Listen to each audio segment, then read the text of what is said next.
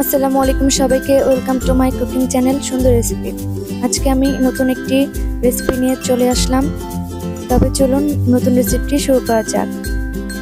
প্রথমে আমরা মাছে লবণ মাখিয়ে নিব। লবণের সাথে হলুদের গুঁড়া, মরিচের গুঁড়া এবং ধনিয়া গুঁড়া দিয়ে খুব ভালোভাবে মিক্স করে নিব।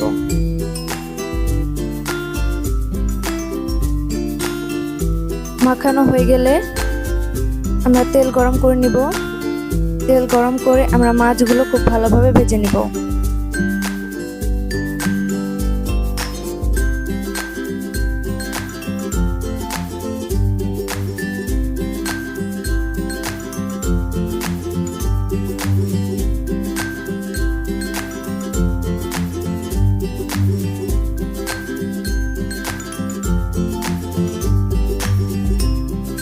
মাছগুলোর এক পাশ হয়ে গেলে আমরা উল্টিয়ে দিব। খুব ভালোভাবে ভেজে নিব।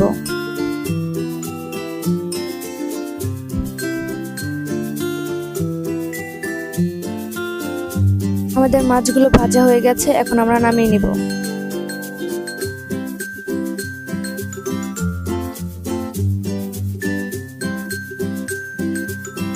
এখন আমরা ওই একই তেলে আমরা আলুগুলো ভেজে নেব। দেখতে পাচ্ছেন আমি আলুগুলো কিভাবে কেটে নিয়েছি, আপনারাও এভাবে কেটে নেবেন। এখন সামান্য পরিমাণের লবণ এবং একটু হলুদ গুঁড়ো দিয়ে খুব ভালোভাবে ভেজে নিব।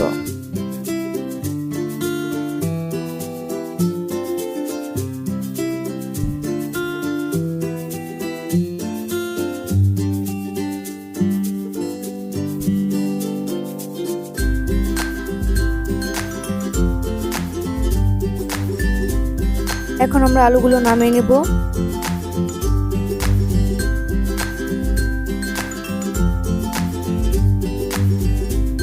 এখন আমরা ওই একই তেলে আমরা পেঁয়াজ কুচি দিয়ে দিব। পেঁয়াজ কুচি দিয়ে খুব ভালোভাবে ভেজে নেব।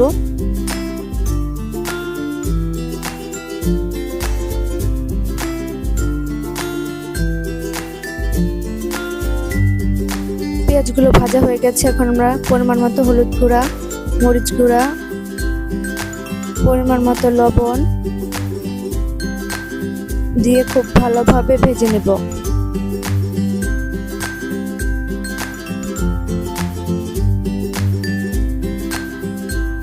সাথে পরিমাণ মতো ধনিয়া গুঁড়াও দিয়ে দিব। এখন আমরা খুব ভালোভাবে ভেজে নেব। এখন আমরা বেটে রাখা পেঁয়াজ এবং রসুন বাটাটা দিয়ে দিব। দিয়ে খুব ভালোভাবে নাড়াচাড়া করে নেব, কষিয়ে নেব। একটু পরিমাণ মতো পানি দিয়ে দিব যাতে নিচে লেগে না যায়।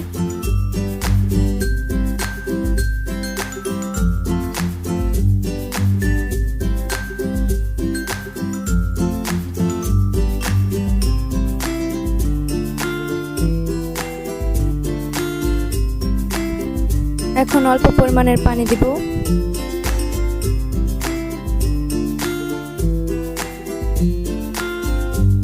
আমাদের কষানো হয়ে গেছে, এখন আমরা আলুগুলো দিয়ে দিব। দিয়ে খুব ভালোভাবে একটু কষিয়ে নিব।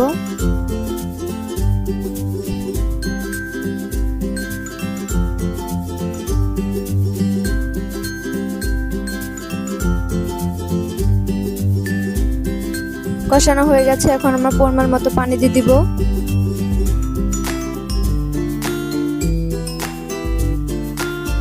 পানি দিয়ে খুব ভালোভাবে নেড়ে চেড়ে নেব। তরকারিতে বলক এসে গেছে, এখন আমরা ভেজে রাখা মাছগুলো দিয়ে দিব।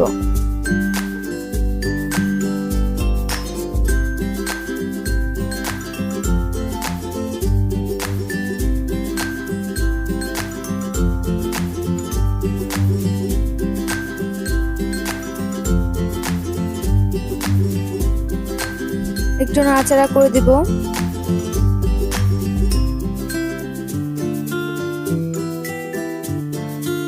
5 থেকে 6 মিনিট জাল দিয়ে দিলেই আমাদের তরকারিটি হয়ে যাবে।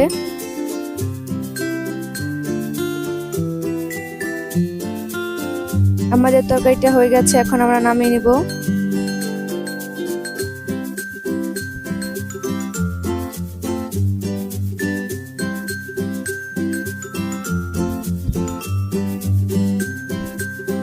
দেখতে পাচ্ছেন আমাদের তরকারিটি হয়ে গেছে।